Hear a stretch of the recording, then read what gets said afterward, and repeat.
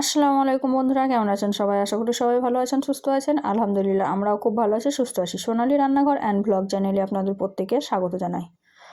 আজকে আমি এমন একটা রেসিপি নিয়ে এসেছি যেটা খুব সহজ আর খেতে খুব সুস্বাদু। আপনারা ডিমের অমলেট রেসিপি অনেকেই খেয়েছেন, কিন্তু এটা হচ্ছে রাজহাঁসের ডিমের অমলেট রেসিপি। আর এই ডিমের অমলেট রেসিপিটা আমি যেমনভাবে তৈরি করেছি তাতে রাজহাঁসের ডিমের যে একটা আঁশটে গন্ধ থাকে সেটা থাকবে না, আর খেতে কিন্তু দুর্দান্ত লাগবে। যারা খায় না তারাও কিন্তু খেয়ে নেবে, জানতেও পারবে না।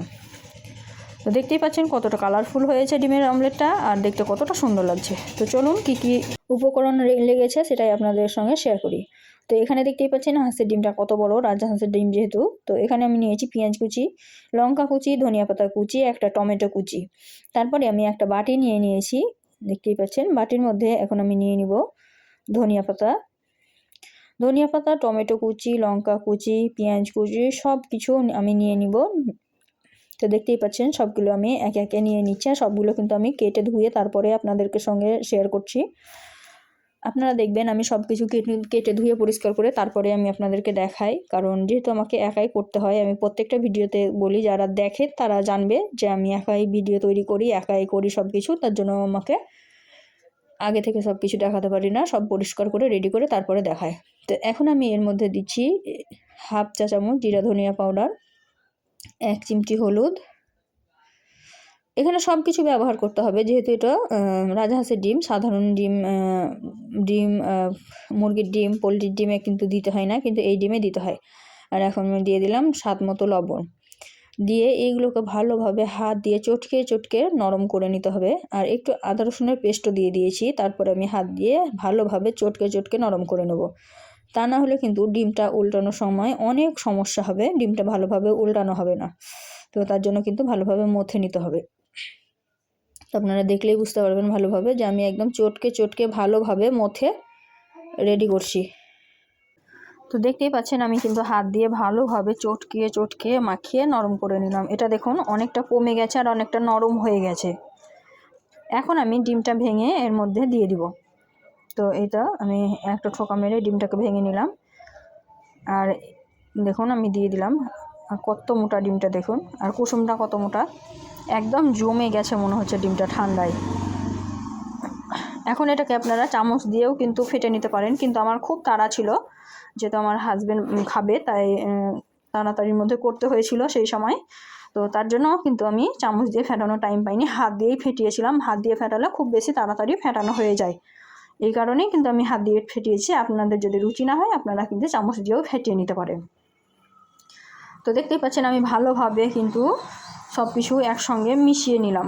কত সুন্দর হয়েছে দেখুন, খুব সুন্দর করে মেশানো হয়ে গেল। এখন আমি এটা তৈরি করব, তার জন্য একটা প্যান নিয়েছি। প্যানের মধ্যে আমি বেশ অনেকটা পরিমাণে সরষের তেল ছড়িয়ে দিলাম। এই প্যানটা আমি নিয়েছিলাম এমন যে মধ্যেখানে তেল থাকছিলই না, তাও আমি ওইটাতে করেছি। আপনারা তেল যাতে সমানভাবে থাকে ওই প্যানে করবেন, তাহলে আপনাদের উল্টাতে সুবিধা হবে। আমি ভালোভাবে উল্টিয়ে নিতে পেরেছিলাম, তবুও বলবো যে আপনারা যে প্যানের সমানভাবে থাকে সেই প্যানে করবেন। যেহেতু এটা ডোসা প্যান, তাই সমান ছিল না, তো আমি এটাতে করেছিলাম। তেলটা দিয়ে আমি ভালোভাবে গরম করে নিয়েছি, তারপরে কিন্তু ডিমটা আমি দিয়ে দিয়েছি। তো দেখতেই পাচ্ছেন মধ্যেখানে তেল নাই, তার জন্য কিন্তু উল্টাতে আমার একটু অসুবিধাই হয়েছিল, তাই আমি অফ ক্যামেরায় উল্টিয়ে নিয়েছিলাম। আপনারা কিন্তু মধ্যেখানে তেল যাতে থাকে সেইভাবে দিবেন, তাহলে কিন্তু আপনাদের কোনো অসুবিধা হবে না। তো এই তো আমি চারিদিকে ছড়িয়ে দিচ্ছি সবজিগুলো, যাতে সমানভাবে সব জায়গায় সবজিটা থাকে, আর দেখতেও ভালো লাগে, খেতেও ভালো লাগে, তার জন্য সমানভাবে ছড়িয়ে দিলাম। এই ডিমের অমলেটটা হতে একটু সময় লাগবে, যেহেতু অনেক বড় ডিম, তাই অনেকটা সময় লাগবে। তো দেখুন আমি কিন্তু একটু স্কিপ করিনি, সুন্দরভাবে যারা আপনারা বুঝতে পারেন তার জন্যই কিন্তু এইভাবে করেছি। তো আমি দেখছিলাম যে তলে উল্টানো যাবে কি না, তাই আমি দেখছিলাম, আমি ঝাঁকিয়েও দেখছিলাম। তো আমাকে এইটা থেকে ডাইরেক্ট থালাতে নামিয়ে তারপরে আবারও উল্টাতে হয়েছিল, একটু সমস্যা হয়েছিল।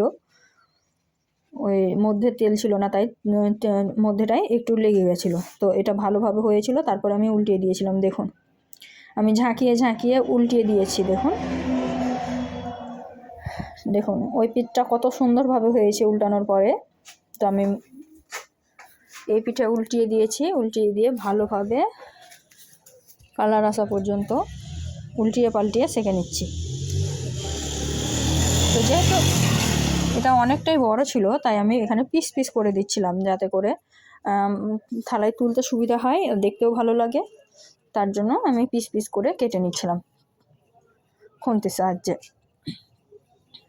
তো এটা দেখতেই পাচ্ছেন আমি কিন্তু ডিমটাকে ভালোভাবে কেটে দিচ্ছি। আর যেহেতু এখানে পেঁয়াজ আর ধনেপাতা ব্যবহার করেছি, তো তার জন্য কাটতে একটু অসুবিধা হচ্ছিল, মানে মধ্যে মধ্যে পেঁয়াজ ধনেপাতাগুলো চলে আসছিলো। তাই তারপরে আমি উল্টিয়ে পাল্টিয়ে সুন্দরভাবে ভেজে নিয়েছি, সুন্দর কালার এসেছিলো। এখন আমি এটাকে একটা থালার মধ্যে পরিবেশন করে দেখাচ্ছি আপনাদেরকে। দেখুন, কালারটা দেখেই বুঝতে পারবেন যে কত সুন্দর, একদম উল্টিয়ে পাল্টিয়ে কালার করে ভেজে নিয়েছি। আমি একটা উল্টিয়ে দেখাচ্ছি, দেখুন অনেক সুন্দর, একদম অনেক কালারফুল লাগছে দেখতে। তো এখন আমি একটা থালা নিয়ে নিয়েছি, থালাতে পরিবেশন করে দেখাচ্ছি। আর এতক্ষণ পর্যন্ত যারা ধৈর্য ধরে ভিডিওটা দেখছো তাদেরকে অসংখ্য ধন্যবাদ। আলাদা আলাদাভাবে ধন্যবাদ জানানো যায় না, তার জন্য ভিডিওর মধ্যে আমি জানিয়ে দিচ্ছি। সবাইকে অনেক অনেক ধন্যবাদ আমার পাশে থাকার জন্য, আমাকে এভাবে সাপোর্ট করার জন্য। আর যারা প্রথমবার আমার ভিডিওটা দেখছো অবশ্যই একটা লাইক, শেয়ার, কমেন্ট করতে ভুলবে না। আর এই ধরনেরই আরও নিত্য নতুন রেসিপি পাওয়ার জন্য আমার চ্যানেলটিকে সাবস্ক্রাইব করে রাখবে। পাশে থাকা বেল আইকনটিকে প্রেস করে দিবে, যাতে করে আমার সমস্ত রেসিপির নোটিফিকেশন তোমাদের কাছে পৌঁছে যাবে। আজকের রেসিপিটা কেমন লাগলো একটু কমেন্টে জানাবে। আর আজকে এই পর্যন্ত। এই ধরনের নিত্য নতুন রেসিপি নিয়ে পরবর্তী ভিডিওতে আবার উপস্থিত হবো। আজ সবাই ভালো থাকবেন, সুস্থ থাকবেন, আর আমার জন্য একটু দোয়া করবেন। খোদা হাফেজ।